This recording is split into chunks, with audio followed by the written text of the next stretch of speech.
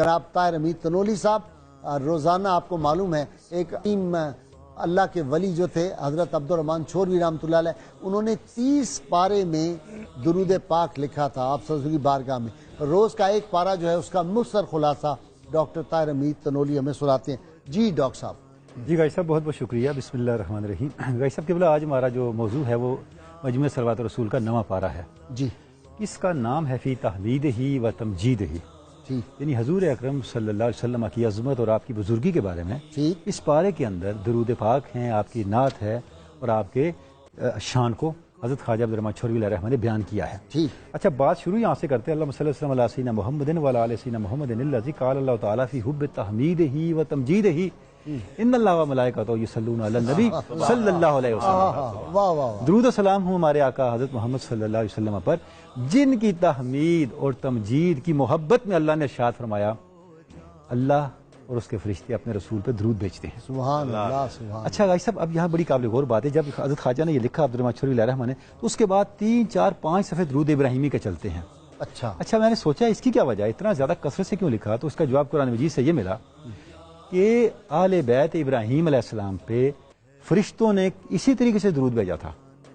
قرآن مجید میں آتا ہے کہ جب فرشتے آپ کے گھر آئے تو انہوں نے کہا رحمۃ اللہ وبرکاتہ علیکم اہل البیت انہ حمید مجید، ہے ابراہیم کی اہل بیت تم پر اس اللہ کی طرف سے جو حمید بھی ہے اور مجید بھی ہے، رحمت بھی ہے اور برکت بھی ہے۔ سبحان اللہ۔ اسی لیے درود ابراہیمی کی برکت ہے بہت زیادہ کہ آپ دیکھیں اس کا جو سیغہ ہے، اس کی جو لفظیات ہے وہ براہ راست قرآن مجید کی لفظیات پر مشتمل ہے۔ اچھا، اور درود ابراہیمی کی ترتیب حضرت ابراہیم علیہ السلام کے بارے میں جو قرآن مجید میں شان بیان ہوئی اسی ترتیب کے مطابق اس کا نیریٹو ہے، اس کا انداز بیان ہے۔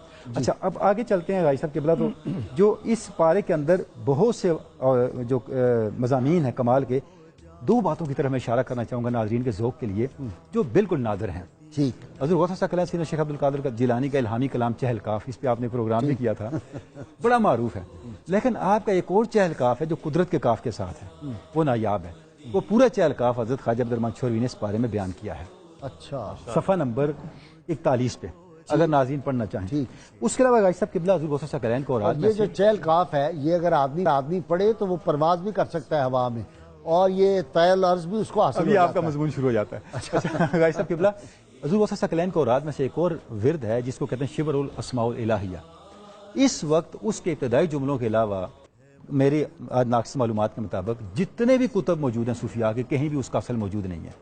اچھا، حضرت خواجہ عبدالرحمن چھوروی نے وہ پورا ورد جو ہے اس مجموعہ صلوات رسول شریف میں جمع کر دیا ہے، اس کا ایک حصہ نویں پارے میں۔ آپ بغداد تشریف لے گئے تھے تو اس وقت بغداد سے آپ کو وہ ورد عطا ہوا۔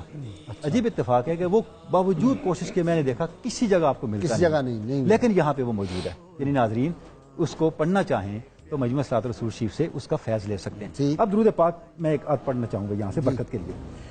غازی صاحب قبلہ حضرت خواجہ عبدالرحمن چھوروی فرماتے ہیں اللہم صلی اللہ علیہ سیدنا محمد و علی سیدنا محمد الذی ما نبت بہ رباعیاتہ اولاد من کسر رباعیاتہ الکریمہ۔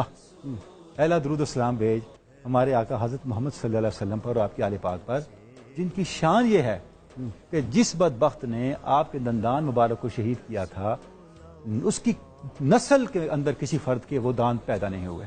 اللہ اکبر۔ غازی صاحب اس کے ساتھ ایک اور واقعہ کا ذکر کرنا ضروری ہے۔ ایک بڑے معروف صحابی ہیں نابغہ جہدی، بڑے شاعر بھی ہیں۔ جوہدی ہے یا جہدی ہے؟ جہدی بھی علماء سے سنا ہے، علماء سے جہدی بھی سنا ہے، جوہدی بھی ہوگا۔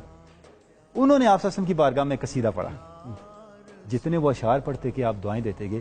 غازی صاحب ان کی عمر اتنی ہوئی جتنے اشعار کا انہوں نے قصیدہ لکھا تھا، اور ان کی عمر ہے 220 سال۔ اللہ اکبر۔ اب ان دونوں واقعات کو جوڑ لیں، پتہ کیا چلا؟ سارے کمالات درود کے اندر ہیں، حضور کی ثنا کے اندر ہیں، حضور کی محبت کے اندر ہیں، ساری محرومیاں حضور سے دوری میں ہیں۔ ہائے ہائے ہائے ہائے ہائے۔ جتنا کوئی حضور سے دور ہوا وہ محرومیوں کے اندھیروں کے سپرد ہوا، اور جو حضور کے قریب ہوا اس پہ اتنی ہی اللہ کی عطائیں ہوں۔ درود پاک اللہم صلی اللہ علیہ سیدنا محمد و علی سیدنا محمد الذی ارکبہ البراق وحرک سبع الطباق بمباشرۃ جمال الجلال۔ درود و سلام ہے اللہ بھائی ہمارے آقا حضرت محمد صلی اللہ علیہ وسلم اور آپ کے آل پاک پر، جو براق پہ سوار ہو کے عالم بالا میں گئے اور جلال و جمال کی مباشرت کے ساتھ انہوں نے دنیا ہی کو نہیں آسمان کے پردوں کو بھی چاک کر دیا۔ علامہ کا بڑا پیارا شعر یاد آ رہا ہے کہ آپ کی شان یہ ہے، ٹھوکریں کھاتے پھرو گے ان کے در پر پڑ رہو۔ سبحان اللہ۔ ٹھوکریں کھاتے پھرو گے ان کے در پر پڑ رہو، قافلہ تو اے رضا اول گیا آخر گیا۔ راج صاحب حضرت علامہ یہ جو آپ کہتے ہیں نے کہ بات از کلی دے دی در دنیا کشاد ہم شعور وطن ام گیتی نزاد۔ حضور کی شان یہ ہے کہ دین کی چابی سے آپ نے دنیا کو کھولا، سبحان زمین آپ جیسا کوئی دوسرا پیدا نہیں کیا، واہ واہ یہ آپ کی شان ہے۔ آپ نے دین و دنیا، ظاہر و باطن، دنیا و آخرت، جمال و جلال، اس کے اعتدال کی وہ مثال قائم کی۔ صبح بھی ہم پروگرام میں فتح مکہ کے حوالے سے ڈسکس کر رہے تھے کہ مائیکل ایچ ہارٹ جی نے جی جو جی دی جی 100 جی میں لکھا جی جی حضور صلی اللہ علیہ وسلم کو نمبر 1 پہ، اس جی میں جی یہی اور reason اس میں بھی پھر جب ہم دیکھتے ہیں تو آپ نے جمال کا ذکر پہلے فرمایا اس درود پاک کے اندر کہ آپ کے جلال پر بھی جمال غالب ہے۔ آپ کی یہ شان ہے جس نے اسلام کے ابلاغ اور اسلام کی تبھی تو تبلیغ کا- فتح مکہ والے فتح دن مکہ لا تسریبا لا تسریبا علیکم علیکم اليوم ہوا۔ کہا ہے۔ تو جی ہو گیا